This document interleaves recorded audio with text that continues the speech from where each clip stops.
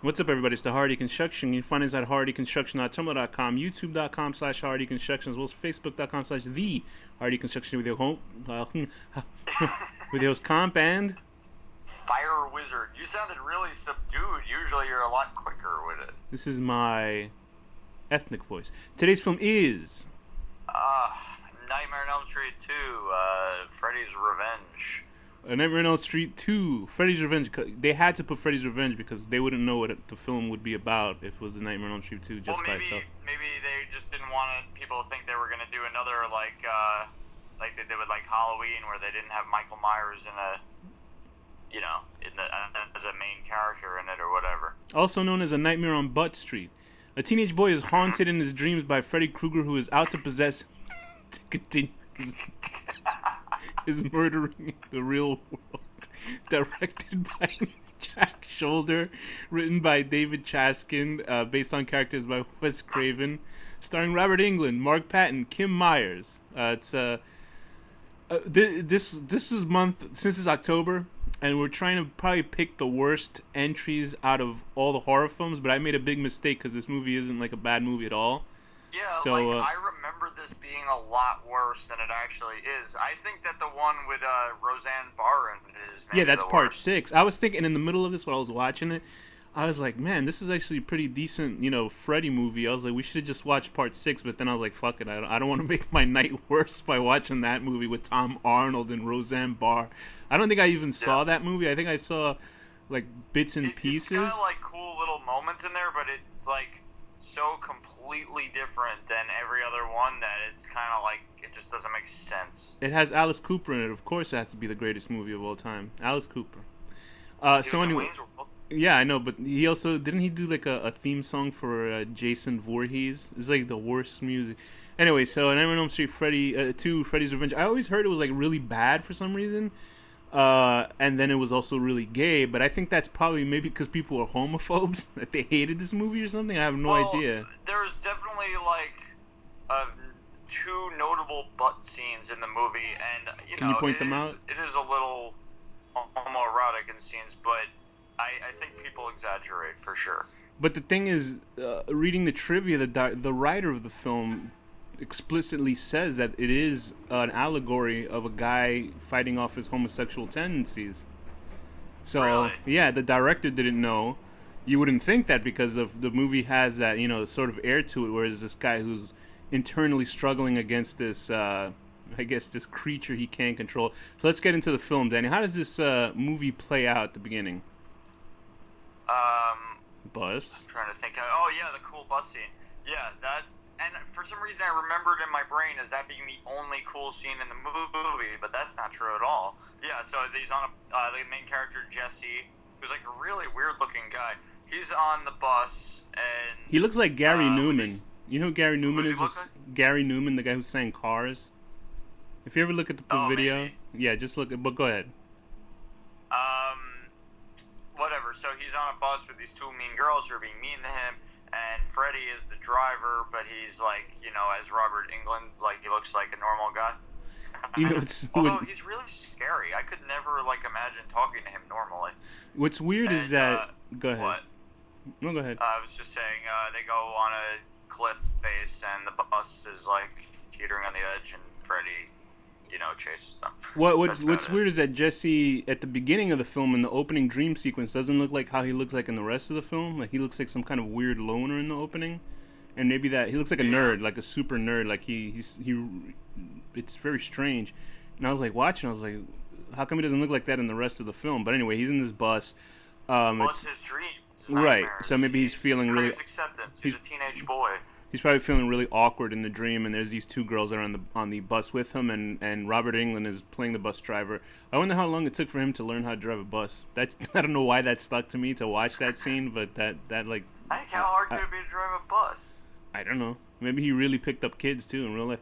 So the bus goes off into some nightmare world, and it's stuck on this cliff, and a reason why films should use more miniatures, because it looked awesome, because it was like a little bus on top of these Wile E. Coyote-esque cliffs or rock faces, and it showed you that people gave a shit about production. Now that would have been all CGI, and it would have been 360 degree view, Like, and it would have been so stupid compared yes, to what it was then. Like every scene, I don't understand how I like gave this movie such a bad rap in my brain. Like, you're homophobic. I mean, as far as the character of Freddy and the, making sense of the character of Freddy, it's pretty stupid actually. Like Freddy's not like a guy that possesses your body and takes and turns into you and kills people in real life. He's a dream guy, but I mean, so yeah, that's why people hate it, I guess. But like, as far as the movie itself, like if you just take it out of context, it's pretty good. I think people I think people didn't like it because it was kind of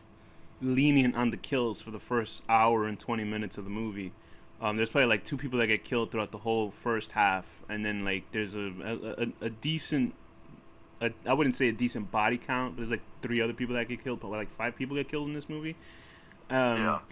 But yeah, I think it's. I don't think people have a problem with him coming out into the real world because that's what happens in the first movie. Like, I don't. To be honest. Well, not real. No, not the same way. Like, I know. I understand that she drags him out into the real world, but through the person's dreams. Right, and she. Like this now, he's like literally like running around stabbing people in a pool. Like that's very different. She drags him out into the real world. Nancy in the first one, she's only mentioned via the diary that she left in the house because obviously in this setting she went crazy and her mother. They said that her mother had killed herself, and that was Freddy in the real world in the first one because he jumped out. Remember, he pulled her right through the fucking door frame. In the first movie at the end, so they did have some continuity. They never thought about bringing back Heather Langenkamp, who was her in the first film. She comes back as like a main character in the third film, like right? Yeah, she's like a secondary main character in the first one, and in the third one, and then she ends up getting killed.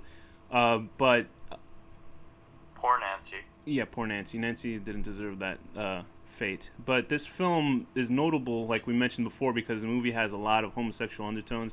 The main actor, Mark Patton, who plays Jesse Walsh, is very gay in real life, so good for him. But I think he's like a porn star or something, right? Is he? I didn't read anything about that.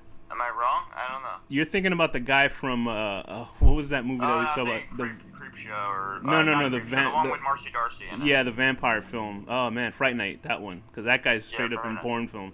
I think I put a clip on our Tumblr once. It was very frightening. But yeah, Mark Patton is an openly gay actor, and I think he knew as well as the writer that the movie was this sort of weird allegory about staying in the closet. And in this sense, it's staying in the boiler room. Because throughout the whole film, Freddy is menacing this young gentleman, Jesse. And he wants to, I guess, take over his body. Why does he need him to kill for him, though? That's kind of stupid. I mean, it doesn't make any sense. The only justification I have in my mind is that he got a taste of going into the real world in the first movie. So he's able to control somebody. Although he puts himself through shitty situations in the movie. I guess he could do that to anybody he wants. But there's like a certain sequence where where Jesse is forced to kill his best friend, I guess, Ron, and then he just leaves him there. Like he leaves him, he's like mocking him, laughing.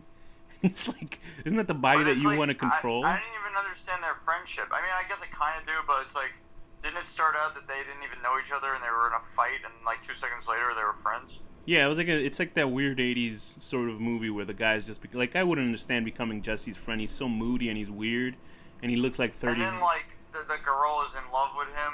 His girlfriend Lisa's in love with him. Like they've known each other for like 2 weeks. Yeah, and Lisa's. I found Lisa really cute, but I'm like a guy who I enjoy a nice nose on a woman. You know what I mean? A really. You like you like my type of people. I don't understand what that means, Danny. But anyway, she does look like a young version of who's the actress I just said? Barbara Streisand, Meryl Streep. No, Meryl Streep, right? Even though I didn't find Meryl Streep attractive, which is weird, but I find this version of Meryl Streep attractive. I have no idea why. Meryl Streep used to be attractive. Yeah. If you watch some of those old films, I'm sure. No. Remember, Danny, we're on Tumblr, so she still is attractive. She's a powerful, beautiful attractive. Woman. Sorry, guys. Sorry. No body shaming. No ageism. No patriarchal visions on this movie. But anyway, this chick is hot. Kim is his sweet, I guess, sort of friend at the beginning, and then eventually she falls in love with him, although they really don't do anything besides her, I guess, making out with him and him grabbing her breasts. And it's a really awkward makeout, too. I feel like I'm going Like, crazy. It's like very slow and weird. I feel like I'm going crazy because I could have sworn there was a scene where her breasts turned into Freddy's gloves. Was that in the version Well, that you saw? he was burying his face between them at one point, which was very strange.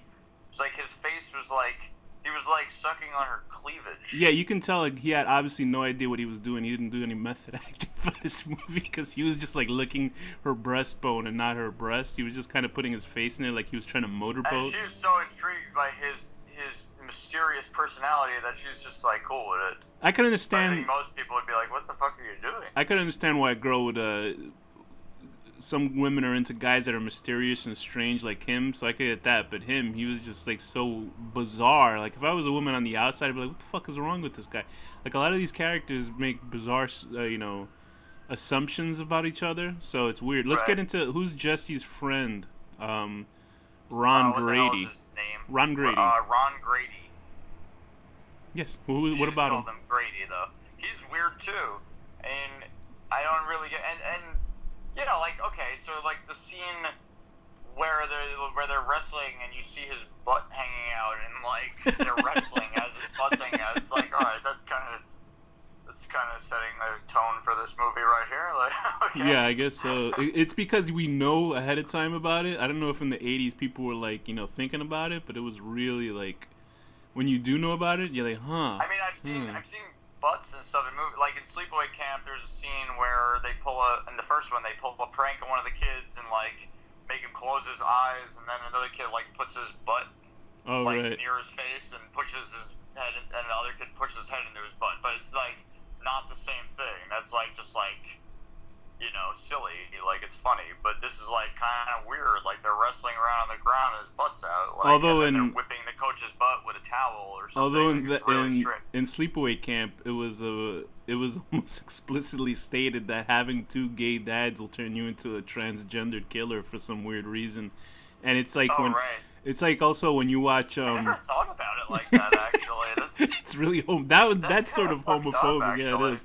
But then also in this one, and also like if you think ahead of time when you watch, remember Clown House or Jeepers Creepers, knowing what Victor Salva's about, that's kind of like when you it sort of peppers what you think a movie's gonna be about when you're watching it, because you start to look for stuff that you wouldn't normally look for. You know what I mean? Like that whole idea that cigar is just a cigar, but it's certainly different when you're watching a film. But Ron Grady, the guy is a pedophile. Yeah. Ron and Jesse have a peculiar friendship. There's nothing really that seems like they would be cool, because Jesse looks like a fucking weirdo and he acts weird. Not that potential gay is weird. He's just like a weird guy. And he's very awkward. Ron I seems. Guess, I don't know. It's hard. I'm trying to remember what I was like in high school. I was weird too. Yeah, me too. But anyway, Jesse has the most effeminate scream in the history of male horror characters in movies. Oh my god, he really does. It's like ridiculous. I mean, he's literally like in the film. I'm assuming he was in his late 20s when he made this film, but he screams like a young. When did Home Alone come out? Do you think that Macaulay Culkin like studied this? No, Macaulay's scream was actually more masculine than his scream, which is strange, because he was like ah, but he's like ah, he's like an old like woman screaming. It's very disturbing. He does it like 3 times, and you're looking at his face, so you know what's coming from him, and it's like, whoa, this is really strange. I feel like there's sequences cut out of the film. Like there's probably a sequence where it wasn't even like Freddy scaring him in the nightmare. It was just like a image of Kim's vagina, like just right on screen, and then he screams. He just went berserk. Or like he puts the glove on, but it's got like dildos in place of the knives or something. Nah, he would have liked that. But but the film is all this allegory about gay. Like what would be things that like stuck out to you that were gay? It's mostly his actions in real life in the waking world, right? The fucking whipping the guy's butt. Yeah, let's get into the coach. Because I remember like people saying, "Oh, the leather daddy coach." I remember seeing when I would watch it on TV or just like skip it and certain parts would come on because he was in this bar and they were like, "Oh, it's a gay bar." I was like, "No, it looked kind of like just like an S&M sort of biker bar. It didn't seem like it was a gay bar, even though Ron says it is a gay bar that the gym coach goes to." Oh, was it? I didn't even get that impression, but no, there was girls in there. Yeah, that they would. There's nothing that's totally cool cool. It's just like the coach could be like a weird S&M guy. That's fine. Right, that's what I thought. Why are they like whipping his butt? I don't know. It's that doesn't make any strange. sense. There were really there were women in that club, but they were like rough looking women, like youch. You know what I mean? It was like holy shit. No wonder they'd rather come home with a guy. But yeah, so the coach catches him. I don't know, because the house, I guess the heating is all wrong. Jesse has a problem with his dad. A funny thing about this is that the guy who plays the bartender in the film, like he doesn't even have a speaking line in the film, but the guy who hands Jesse his beer in the bar before the coach grabs him, he was like the head of New Line Cinema at the time. And he was like, yeah, and he was like, I want to play the father in the movie because he wanted to be an actor. I guess he thought this was his way in, because this is basically like if Walt Disney came up to you and said, "Oh, I want to be the head of the thing." Why does he need an in? I know, so that's what that's basically if Walt Disney said, "I want to play the Rocketeer in this movie." You know, it's like, what the fuck, like in telling the director, and the director said no because I need a real actor, and the director almost got fired. Could you imagine? Some asshole running the film company wants to play this character who's never acted, wants to be that character. That's so strange. So the director said, listen, he almost got fired. The director was like, listen, how about you play this bartender, like who's basically like a leather daddy bartender, and the rest of the people in the company gave him shit for the rest of the tenure that he worked there. That's pretty funny. But so they're at this leather. He sounds like a fucking jerk. He's gonna fire somebody for like wanting the movie to be good. That's how that business is anyway. It's fucking cinema. People act like assholes anyway. But anyway, he's at Jesse, because the house has like all these heating issues. Jesse wakes up in the sweat every night, and for some reason, I guess he gets so fucked up that he goes out and walking into the streets with his open Hawaiian shirt or whatever kind of shirt that is, and he just randomly walks into this bar, and I'm like, what kind of reality is this? Like he. And then why would the coach make him go back to the gym off hours in the middle of the night? I thought his day off. And then also, why would he listen to the coach and do what he says? Yeah, because then the kid could be to the coach like, fuck you, I can tell these people that I saw you at this bar. You know what I mean? That's all he's got to do. I can understand the bartender giving him beer because Jesse looks... And the coach is Quado or whatever from yeah, Total Quado Recall. From Total Recall. We were talking about it before we did the episode. It's like, oh yeah, I can understand. Maybe that's before Quado. So, like, he got killed, but it was just a cover. Have the psychic enlightenment growing in his belly at that point. He woke up in the morgue and Quado grew out of his belly, and then he went to Mars. That's what happened. That's Quado's. Yep. That's what he decided to start a rebellion on Mars, and the Schwarzenegger was like, they want it there. Yeah, I don't know. So there is that big expense. I don't understand why the coach, like, he's in a room, right? Because this is when Freddy starts. I guess Freddy works off of him being pissed off Jesse, because I think the writer said. The writer didn't intend that scene to come off gay, I guess not, but he said that I would love, he goes, he wanted his coach to get whipped in the ass like that, because maybe this coach did that to him in real life, I have no idea.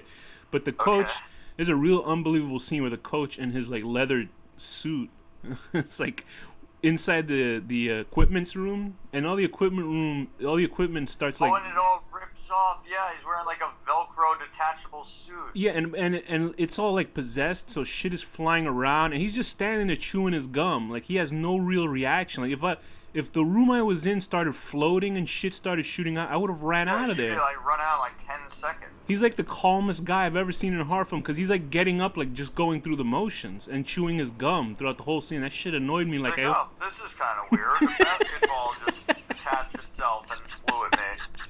Hey, why that one string is glowing on that racket? Chewing his gum, and then like these two jump ropes like attaching his hands and slowly drag him into the shower. Like it's like the slowest. He's like no. It's like also at the end of the movie, something very bizarre along those lines happens too. When they're talking about the party afterwards, it's like that was some party, Lisa. It's like 4 people like got killed at your party. How are you talking about it so casually? And I mean, it's also because like, was that like the next day? Like, I mean, because Jesse is. It was supposed to be like a week later or something. Jesse got his sleep now. He's finally well rested. But I mean, wow, what a funny week that was, guys. That was weird. Right? I would think Jesse is still prime suspect number 1, even though I guess because the crowd at the pool party saw Freddy Krueger. It always makes me laugh how he jumps out of the grate of the pool, and he was like. And then people continue to live in this town. Like you know, 2 years later, like, it's like, if it was like 30 years later and this was just like a legend or something, like, that's one thing.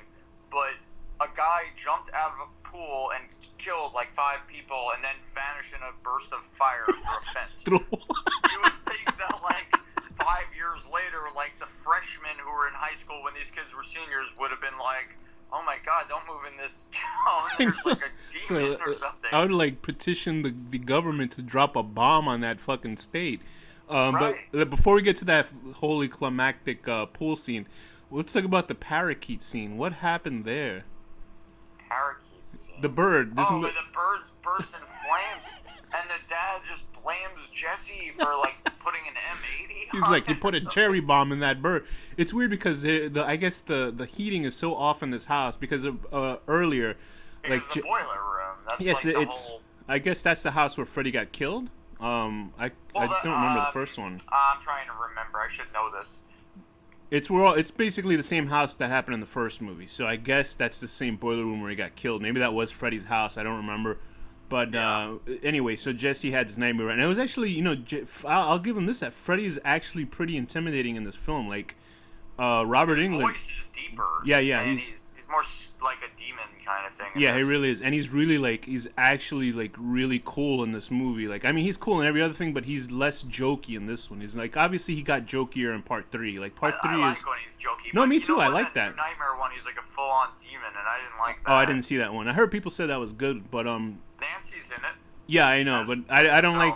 I'm not interested in the whole meta aspect. Like, I kind of want to stay with one timeline, so then it makes me. I get all like weird about it. It's almost like if Game of Thrones, like all of a sudden the next episode you see it flashes to George R.R. Martin talking about the show, and then other characters. Like Exactly. Yeah, there you go. If you want to see anything that ruined the fucking book series, then Stephen King talking about himself, then there you go. But it's okay. I don't get really upset about let's not get into that. Believe me.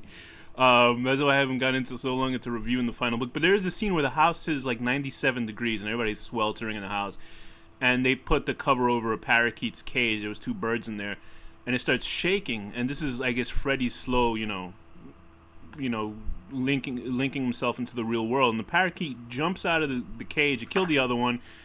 And it starts attacking everybody, and like it bursts into an explosion in flames, and it's a weird scene. Like, it doesn't seem. Apparently, it was based on a scene from The Birds, and I don't know what the fuck version of The Birds these people saw, because nothing like that happened in the movie. A bird attacking a person is a pretty long stretch. Birdemic was based on The Birds, or it was like a tribute or something. Actually, if you in Birdemic 2, which I fast forwarded I know. I fast forwarded to birds actually dive bombed and exploded in that movie as well. So I mean, that's something to look forward to.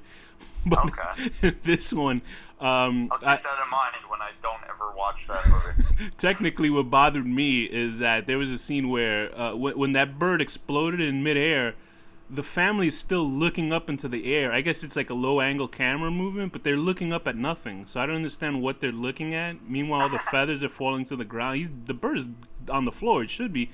But I guess the director was like, look up in the air. If I saw something like that happen, I would be like so scared. Like, I really would be. Yeah. I would run out of the room, like, just that.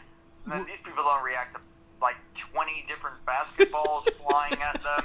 And a jump rope. The only person who has a real reaction in this film is Grady. You know, when he's getting, you know, when he's watching Jesse. Yeah, that's probably the most realistic reaction to anything in this film. But anyway, that wouldn't happen that's the part where Freddy is not supposed to be doing that kind of shit. He shouldn't be like coming into a real world and taking over a guy's body. And I mean, it's only the second movie, so to have him do that at that point isn't really like blasphemy, you know? Like, if he did it now, it would be weird, but yeah, because it's this people movie. People are like really hard on this movie, but it's not that bad. There's some cool shit. The dog scenes was awesome. Like, there's a lot of cool shit. This movie is obviously a Jekyll and Hyde kind of thing going on, although it's more, you know, Freddy's in the movie like for mostly like about 10 minutes, I think. So he's sort of, but it feels good stretched out that way, I guess. He's sort of like how Anthony Hopkins was in Silence of the Lambs for 10 minutes, but people think he was through the whole fucking movie. But that's how, you know, effective his character is. And anyway, this all leads up to this. Him and Kim, Jesse and Kim go to this power plant. Was it a power plant or some? Was it Lisa? Sorry. Oh, Kim is the actress. Kim's her real name. Right. Yeah. So Lisa and Jesse go to this power plant that Freddy worked at, and I guess they're trying to find the origin of if anything is real, because they're going through the diary that she left at oh god, what's her name? Heather Langenkamp's character. We just said it about 100 times. Lisa? No. The girl from the first movie.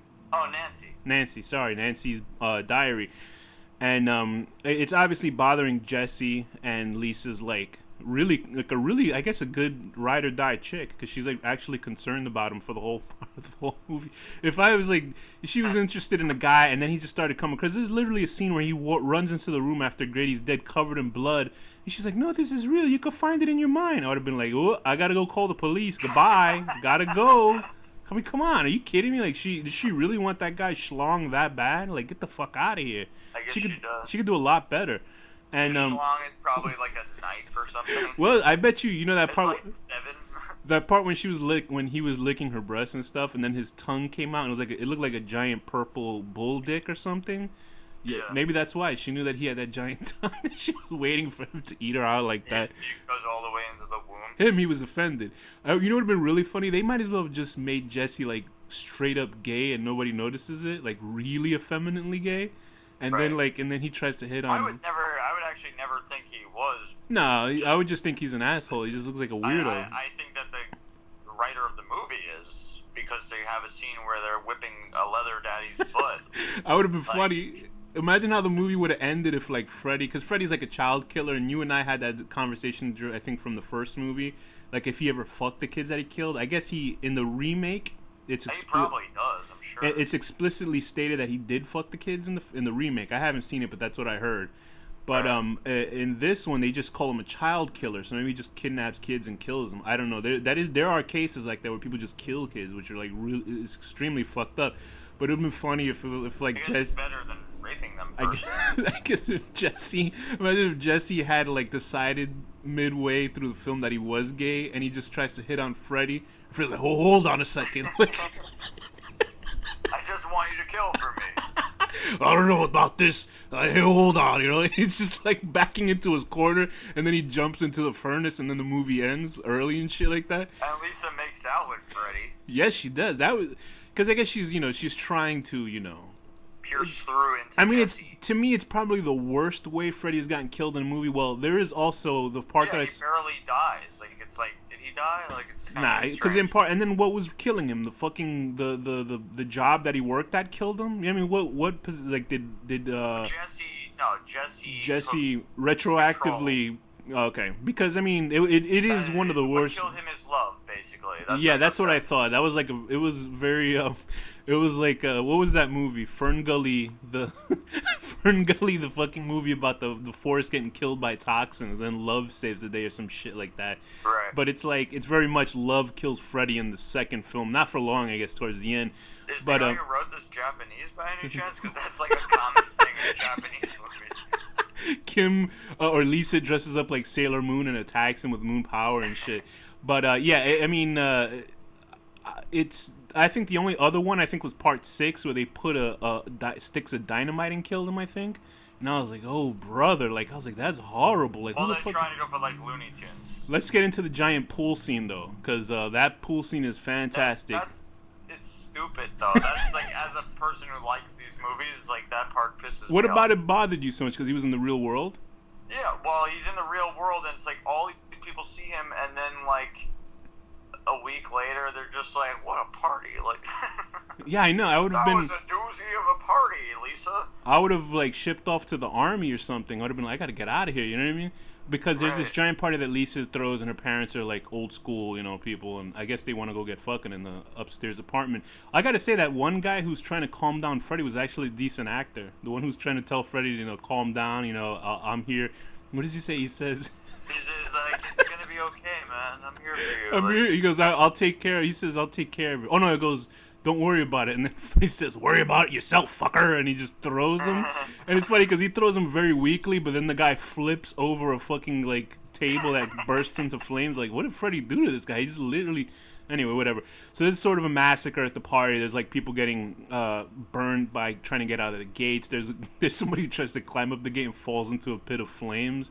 So that's entertaining. At least At least they try to raise the It's body count. entertaining. It's just not anything to do with Freddy as a guy who goes into your brain and fucks with you. Yeah, this isn't the fear of the dreams of like multiple characters, because for the most part, all Freddy movies, people fall asleep and then they're individually killed in their dreams. And this one, it's just one guy whose dreams are getting haunted.